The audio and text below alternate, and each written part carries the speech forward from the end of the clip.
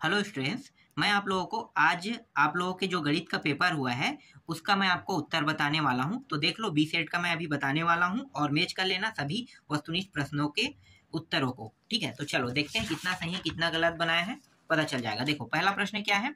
पहला प्रश्न है द्विघात समीकरण A X square plus B X plus C बराबर 0 के मूल हेतु सूत्र होंगे। तो सूत्र जो है वो क्या है, माइनस बी। देखो माइनस बी कहाँ कहाँ पे, यहाँ पे और यहाँ पे, ये दोनों बस हो सकता है ना। सूत्र विधि जानते हो ना, बस वही हम लोग देख रहे हैं। फिर प्लस माइनस इसमें भी है। फिर बी स्क्वायर माइनस 4ac, इसमें देखो प्लस है, ये मतलब ये नहीं हो सकता, बचा क्या ये। तो इसका उत्तर क्या होगा, ये होगा। ठीक है, जिन्होंने आ ऑप्शन लिया उनका आंसर सही है। चलो दूसरा प्रश्न देखते हैं।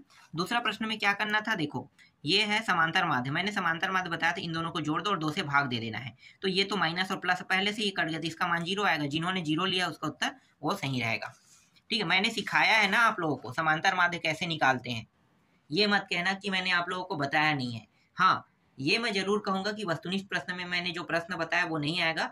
ये भी बात मैंने कन्फर्म कहा था, कुछ प्रश्न जरूर फंस सकते हैं, लेकिन जो प्रश्न है वो 2 नंबर 3 नंबर से संबंधित ही प्रश्न 1 नंबर के प्रश्न में आते हैं। ये बात भी मैंने बताया था।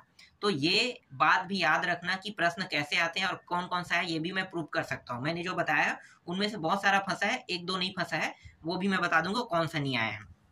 चलो मैं आगे दिखाता हूँ। देखो यहाँ पे 2 3 4 है, इसका क्या निकालना है, विकर्ण निकालना है। तो 2 का वर्ग 3 का वर्ग 4 का वर्ग कर दो और सभी को जोड़ दो तो 29 आएगा, अंडर रूट के अंदर 29। तो ये उत्तर जिन्होंने लिया उनका आंसर सही रहेगा। इसके बाद देखो वृत्त पर स्थित किसी बिंदु पर कितनी स्पर्श रेखाएं खींची जा सकती है। तो उत्तर में लेना है 1 लेना है। जिन्होंने 1 लिया उनका आंसर सही है। 2 समरूप त्रिभुजों के क्षेत्रफल का अनुपात 36 और कितना है, हाँ 49 हो तो उसकी संगत भुजाओं के अनुपात होगा। संगत भुजाओं के अनुपात कितना होगा, इसको 6 छक्के 36, 37 49, तो 6 7 तो होगा ना। तो यहाँ पे जिन्होंने 6 7 लिया उनका आंसर सही रहेगा। चलो आगे देखते हैं। प्रवणता भी मैंने बताया था कैसे निकालते हैं। देखो जो x के साथ मान लगा होता है ना, और यहाँ पे जो मान है इसको इसके साथ भाग दे देते हैं। तो यहाँ तो 1 है, तो 1 को इसके साथ भाग देंगे कितना आएगा, 4/1। तो 4 ही बस क्या होगा, इसकी प्रवणता होगा। और ये 5 जो है वो क्या होता है, अंतःखंड होता है। तो हमें अंतःखंड नहीं बताना, हमें क्या बताना है, सिर्फ प्रवणता बताना। तो जिन्होंने यहाँ पे 4 उत्तर लिया है उनका आंसर सही रहेगा।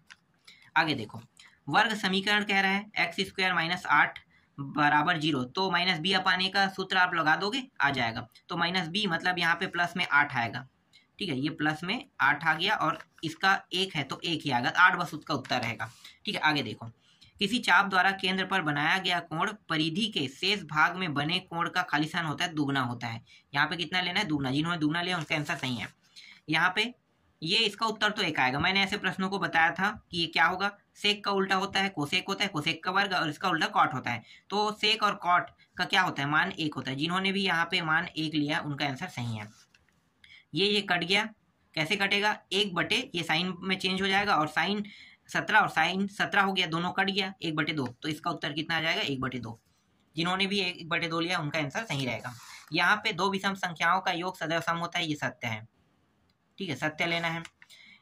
किसी व्यक्ति की सभी साधनों से प्राप्त वार्षिक आय पर जो कर लगता है उसे हम आयकर कहते हैं, ये भी सत्य है।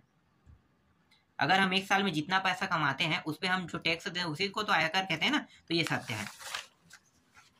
मूल बिंदु से बिंदु -5 0 के बीच की दूरी 5 इकाई होगी, ये भी सत्य है। 0 से 5 5 ही इकाई होगा, तो 5 ले लो, ये भी सत्य ले लो। ठीक है, ये भी सत्य होगा। यदि बैंक में एक निश्चित समय के लिए एक मुफ्त राशि जमा की जाती है तो उसे आवर्ती जमा खाता कहते हैं, ये गलत है, सावधि बोलते हैं। आवर्ती हम लोग हर महीने पटाते हैं उसे आवर्ती कहते हैं, और एक बार जमा करते हैं उसे हम सावधि कहते हैं, तो ये असत्य है। 5वां है जब 2 चरों के रैखिक समीकरण का आलेख 2 समांतर रेखाएं होती है तब समीकरण का कोई भी हल नहीं होता है, ये भी सत्य है। ठीक है, 2 रेखाएं ग्राफ में दोनों रेखा समांतर चली जाए और वो कहीं पे भी प्रतिच्छेद ना करे ना, तो उसका कोई हल नहीं होता है, हम ये कहते हैं। और यहाँ पे क्या, 1 सेकंड, यहाँ 2 चरों के रैखिक समीकरण का आलेख 2 समांतर रेखाएं, हाँ ये सही है, 2 समांतर रेखाएं होती है, तो ये भी सत्य है। अगर एक ही रेखा पर कहता तो ये असत्य हो जाता, अनंत अनेक हल होते हैं।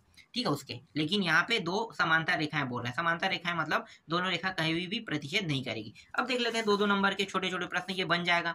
ठीक है, ये तो आप लोगों के ए सेट में भी आया था, ठीक है, ए सेट मैंने दिखाया था, उसमें आया था। क्या करना है, एक्स एक जगह में एक बार 0, एक्स एक जगह -1 रख के बनाना है। ये प्रश्न भी फंसा है, देख लो 4 और 4 का सर्वांतर वाला है, लेकिन फंसे या ना फंसे तो कोई मतलब नहीं है। ऐसे प्रश्नों को मैंने बनाना भी बता दिया था, इसलिए बना लिए होंगे। ये प्रथम पद है और ये सार्वंतर है, इनवा पद ज्ञात करना है, तो ये तो बना लोगे, ठीक है। इसके बाद देखो ये भी सरल है, इसमें प्रवणता बताना है। y2 में y1 को घटाएंगे, x2 में x1 को घटाएंगे, तो बन जाएगा, ठीक है। ये भी प्रश्न है, देख लो, ये इतना आसान प्रश्न है। इसमें क्या निकालना है भैया, समांतर माध्य मतलब औसत निकालना है, ठीक है। औसत निकालना नहीं है, औसत जैसे हल करना होता है, लेकिन ये p का मान निकालना है। इसमें औसत का मान कितना दिया है, जिसे हम समांतर माध्य कहते हैं, 15 दिया है, तो औसत का मान रख दो, हल करोगे। ये प्रश्न देख लो, ठीक है, ये प्रश्न। और ये तो सिंपल है, आप इसको x और y के मान बस निकालना है इसमें, तो ये आप लोग निकाल लोगे। और यहाँ पे क्या है, ये विषम वाला है। अब देखते हैं जो हमारा मेन जो प्रश्न है ना, उनको देख लेते हैं, ठीक है। ये प्रश्न थोड़ा सा चेंज कर दिया है, ये माध्यिका है और ये बहुलक है, ठीक है। माध्यिका और बहुलक से ये प्रश्न फंसा तो नहीं है, लेकिन मैंने आप लोगों को इसके बनाने के तरीके जरूर बताए थे, तो आप लोग बना लिए होंगे। माध्यिका कैसे निकालते हैं वो भी मैंने बताया था, उसका जो सूत्र है वो याद कर लेना, और बहुलक के लिए बहुलक सूत्र याद कर लेना। देखो इसमें सबसे ज्यादा बार कौन सा है, 30 आया है, मतलब 40 से 50 30 में। लोअर मान ये हो गया, और ये क्या हो गया, F1 मान हो गया, ये F0 F2, और H का मान, इन दोनों को घटाएंगे, इतना 10 का अंतर है, H का मान, बस L का मान यहाँ पे रख दो। L का मान ये 40 है, L plus F1 minus F0, इस तरह से रखते हैं ना, बस वैसे ही रखोगे, उत्तर आ जाएगा। तो ये फंसा नहीं है, लेकिन इससे रिलेटेड मैंने प्रश्न को समझा के बताया है, वीडियो देखे होंगे तो गारंटी बना होगा। ये भी प्रश्न है सकुआकार वाला, ये तो दोनों फंस गए, नहीं एक फंसा है, ये फंसा है 22 सेंटीमीटर वाला, ये फंसा है, ठीक है, ये नहीं आया, नहीं था। तो अथवा में से या चाहे कोई भी हो, एक तो फंसना चाहिए, मेरा मानना यही था, तो ये फंसा है इसमें। आगे दिखा देता हूँ, मैंने आपको जो प्रश्न बताया था उसमें, और ये वाला तो आया ही नहीं था 13वां का, ठीक है। ये वाला आया नहीं था, ये वाला है। सिद्ध कीजिए कि बाह्य बिंदु पर वृत्त पर खींची गई स्पर्श रेखाओं की लंबाई बराबर होती है, ये प्रश्न आया हुआ था, ठीक है, ये फंसा इसमें।